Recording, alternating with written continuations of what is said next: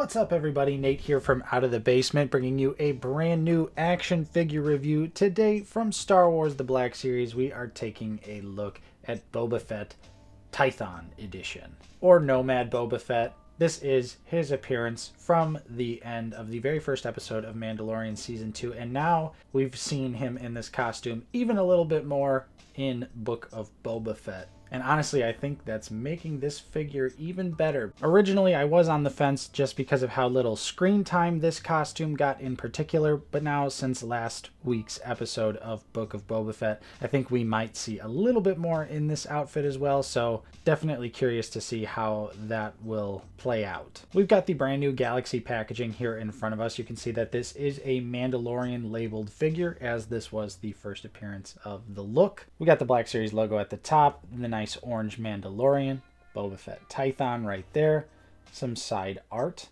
the nice mural image of Temuera Morrison there. Here we have a bio if you want to pause it and read it. We also have a slightly larger image right there. You can see Boba is 16 in the Mandalorian line. We also have a barcode on the bottom of the box, the logo on the side, and nothing else really going on here. So let's go ahead. We're going to crack Boba open. We'll take a look at the accessories and then the figure itself. And we'll jump straight in here to the little tiny hidden blaster that you really wouldn't know is in the package. It's hidden by the cardboard, but we do get a blaster with Boba here, and you can see that it is actually nicely painted and detailed out here with just a little bit of brown paint there on the handle. The weapon itself appears to be cast in that gunmetal gray plastic. But that is nice. I actually did not even expect this to come with the figure. So sweet, bonus accessory. And Boba even has weapon storage for it, so awesome. We also get the gaffy stick, which also this weapon just got way cooler based on the last episode of Book of Boba Fett. Actually seeing how this was acquired was really cool in my opinion. But you can see that it is accurately sculpted and detailed out, although it is pretty much lacking any sort of paint. We do have some nice gold here, though, for the second half of the stick. And then, of course, we also do get a nice little string here for some added storage options. And finally, the last accessory here is the Tusken rifle. We've got some nice gold painted details on here. This one has a soft plastic strap, so no string on this. But you can see there is more gold paint on this side of the weapon. We have a nice gunmetal gray for the scope. And then the weapon itself is some nice brown plastic here. So nicely detailed, although I don't know if this is supposed to be quite as sloppy as it is right here. But either way, I haven't quite decided how I'm going to pose this Boba Fett. So probably for the time being, this will probably just sit on his back. So those were the accessories. We did get a nice little bonus blaster with Boba. But again, with this being a Black Series figure, pretty much just got the essentials this time around. Now, let's go ahead and take a look at the figure. And here is Nomad Boba Fett out of the packaging, looking pretty damn awesome here. You can see this time around we actually do get a soft goods robe with a Black Series figure here. So hey, there we go. We got some soft goods. Downside is you can see that that hood is a pretty big issue. It's very poofy. I'll show you a little bit later what it looks like when it's fully out as well, because it is quite comical.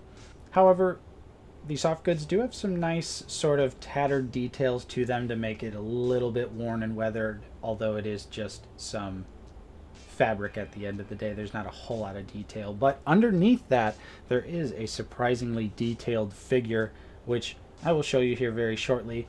I just wanted to quickly point out that the weapon storage here does work out pretty well there, so that is nicely appreciated. And Boba's also got that holster, so you can actually store all the weapons on Boba, which is awesome. We don't really get that a lot in the Black Series. But anyways, let's go ahead. We'll take him off the stand. We'll get a closer look at those details. Alright, and starting out here, let's take a look at this awesome soft goods hood. Totally works. Yeah, this thing is absolutely massive, and it sticks up when you unfold it. So honestly, if you still have this figure in the package and you want to take him out, I would highly recommend not touching the hood at all, because I am struggling to kind of get it, you know, folded back and looking nicer on the head here, because it just wants to it just wants to poof up. So you got to kind of like, you know, try and fold it around and get it to look just right without it, you know, bunching up a bunch. I guess that's not horrid, but it's not ideal either. Fold it over some more like that. Okay, so you just got to fold it a few times, although from the side and back it doesn't really look that great, but from the front, there you go. And photoreal head time, this actually is a pretty good likeness. It's a little smooth, it's a little soft. I think Temuera Morrison definitely is a little bit older looking than this figure, although we do have some photoreal application of some scarring there as well, and it looks all right. I think it could have used a little bit more detail there, but then again, I think just the head here in general is just a softer, younger Temuera. But for this particular version of Boba Fett, I think the head probably should have been a little bit more aged and scarred up. Still though, pretty good likeness to the actor himself. And then underneath the robes here, you can see we do actually get a really nicely detailed costume. The robes are completely removable if you would like. And here is what we have without the robe on, and this is just a really nice detailed figure. Tons of great sculpting, different materials used as well, some nice paint app details, although there aren't very many. But just taking a look at Boba with his robe off, they really did go hard for this underneath costume. Even went so far as to put a little paint on the buckle on the back of the figure that's covered up by soft goods. That is very unlike Hasbro. And honestly, I think this figure does look rather awesome without the robe on. However, I don't think we actually ever see him without the robe on in this particular look. So part of me just wants to put the robe back on to maintain accuracy, while another part of me wants to keep it off because this is just a badass looking costume here. So taking a look at that shirt there, the tunic's nicely sculpted. We've got some, like, you know, a higher up sort of turtleneck thing going on there that looks great. The bandolier here with all the painted bullets just looks fantastic. Really great stuff. And then he's got his big puffy pants here, which I wonder if they're actually going to use these pants on Ahsoka, or if they're going to sculpt different ones for her. But they do kind of also look reminiscent of her Mandalorian pants. A lot of poofy pants in Mando. But these are nicely sculpted as well. You can see the holster here and the sort of arms and gauntlets. Guess not a whole lot of paint app detail on the figure itself here, but there is a crazy amount of sculpt work. Then moving down to the boots here, those look great as well. Really, really nice details here on Tython Boba Fett.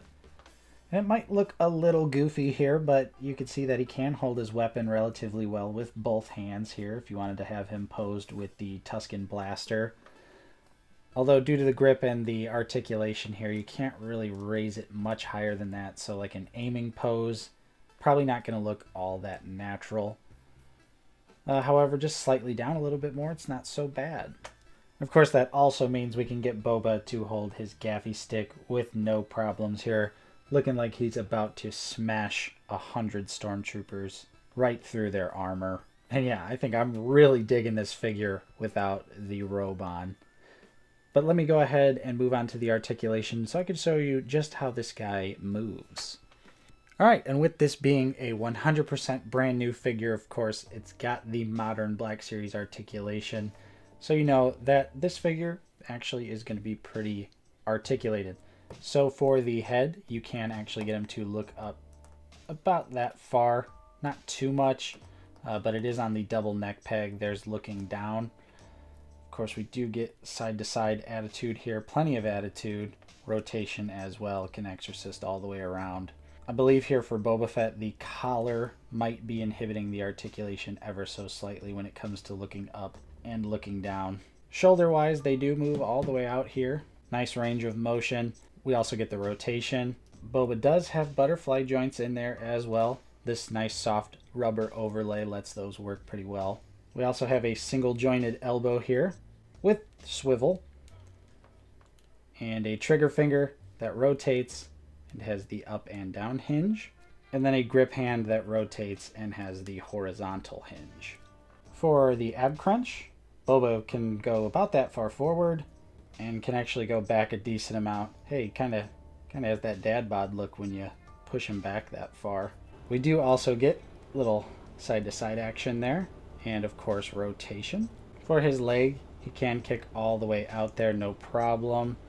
The other leg with the little soft goods piece on it, not affected at all by that. It's pliable enough that it gets right out of the way.